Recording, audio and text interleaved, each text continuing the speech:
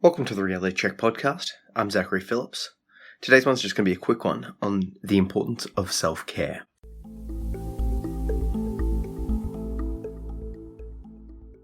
I can't stress the importance of self-care enough. It's important to work out when you need to recover and then take those steps to do so. Because really, if you think about it, if you push towards your dreams and goals and start burning yourself out, the work that you're doing is going to get less and less effective. Basically, although you'll be putting in the hours, the stuff that you're doing won't have any use or any value to anyone. Personally, this has come to a head recently. I've had a fairly rough weekend, and in which a lot of the past trauma has sort of resurfaced and started being vividly played over and over again in my mind. And I put this down to basically not giving myself enough rest time. When I spoke to my psychologist about it, she suggested that when someone with complex trauma from their past is under stress, their brain tries to put a place and sort of work out, well, why am I stressed? And then sort of replay where you've previously been stressed. So for me, that meant that I was basically reliving the sexual abuse that I faced as a child over and over again. And as you would imagine, that came at quite a significant cost to my mental health. And over this past week and a bit, I've been really struggling. And I've come to the realization that I'm not giving myself enough rest and relaxation time. I'm pushing too hard. And it sort of comes to a head that I push myself too much, and I'll eventually snap.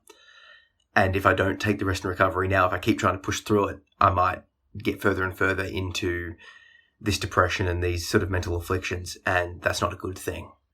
So what I've learned is twofold. The first one is, when things start to go wrong, take time off, start resting, start doing the things that make you feel better straight away. And on the other side of things is make sure to start being more self-aware and realizing when you're getting close to that burnout point. Now, for me, upon retrospect, I've started to see some of those burnout points, and that might be feeling a bit snappy or agitated at night. It might be feeling a little bit lethargic, a little bit more lethargic, a little bit more sort of unmotivated to get out of bed in the morning. It will be producing work that is not at the quality that I would like it to be. So for me, as you know, I'm into writing fiction, and I tried to write a short story, and at the time I thought it was great.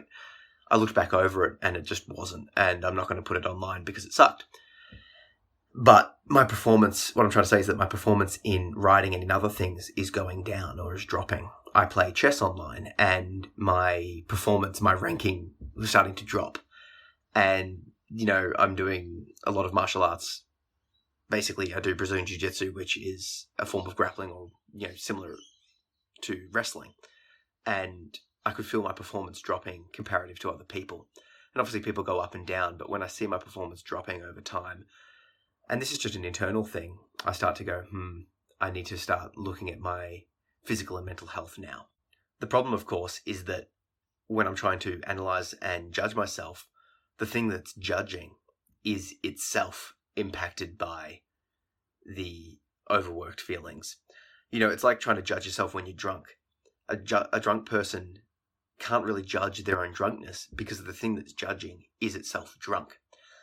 And I'm starting to realize that the same thing is true for becoming self-aware with your own mental health and overdoing it. So for me, the thing that has to judge whether I'm overworked is the thing that's overworked. So I'm starting to use external validation on that. Is my writing as good as it could be? Am I performing as well in chess or online stuff or my martial arts? What I've also taken to doing is ensuring that I've got feedback from my friends and family, and, people that I trust that are close to me might be like, hey, are you feeling all right? And if I get a couple of those asked to me in quick succession, that's a trigger for me to go, okay, maybe I am not coping that well. And the funny thing is when I'm talking to other people, I can see when they're run down. I can see when they're struggling. I can see when they're about to break. And, inevitably, most of the time I'm right, and they go through the process and start recovering. But what I'm hoping to do is to be able to put that back on myself and starting to see it for myself. One of the things that I've very much pushed, and I want to push to you guys, is get yourself a competent trained professional psychologist or counselor or psychiatrist or someone that you can talk to that is outside of your situation, maybe a life coach, something like that, that can objectively look at your situation, judge it for what it is, and help you through. Because for me, I know that I need to see that person when I'm starting to struggle. And seeing my psychologist really helped me because it could put me into perspective. Basically gave me the permission to relax, to recover.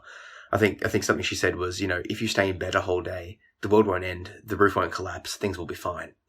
And that sort of helped me to sort of validate what I was already feeling, going, yeah, I do work hard, I do try and do everything that I'm doing, but it is okay to rest and relax. So having some sort of external person to be able to help you out with that is highly valuable, and I strongly suggest that everyone gets themselves a competent, trained professional psychologist to talk to. The final thing that I want to suggest is that you try and live as honestly as you can. And what I mean by that is honestly think to yourself, if you find yourself on the couch watching a show, ask yourself, do I honestly need to recover here, or am I being lazy? And if you can answer yourself saying honestly, yeah, I do need to rest and recover here, great. Take that time, rest and recover. If you answer yourself going, oh, maybe I should push, maybe I am being a bit lazy, then maybe get up and start doing some work, go to the gym, do some exercise, right, whatever you're doing. And then in an hour, in 2 hours, in 4 hours, in a day, ask yourself a question again. Do I need to rest and recover, or am I being lazy? And this is great because then you can look back over your past and go, I know that I've honestly answered that question every time. So for me now, I can look back and go, yeah, I took this week off. I basically did nothing. But because I answered the question that I needed to rest and recover honestly, I can trust my past self I can trust my past self to answer that question honestly. I was honestly in need of rest and recovery because, in the future when I'm feeling good, I'll look back and go, oh my God, I can't believe I took so much time off. But then I go, no, I did need to rest and recover. I honestly needed that sort of recovery time. And I'm going to trust that my past self was true in that assessment. So, in summary, please, if you need to rest and recover, take it. Sleep in, have a bath, read a book, watch a show, eat well, stretch, do what you need to do. Live honestly. And that means make sure that if you do need to rest and recover, that you honestly do. And if you are being lazy, that you're honestly sort of checking yourself on that. If you've gotten something from this, please share it with someone that needs to hear it. By sharing stuff like this, you're basically helping to reduce the stigma of mental health and mental illness and opening up a dialogue that could really help someone out. So share this video. And if you like what I'm doing here, please follow me. I'm on all social medias at Zach P. Phillips, and you can check out my website at zachary-phillips.com. Thank you.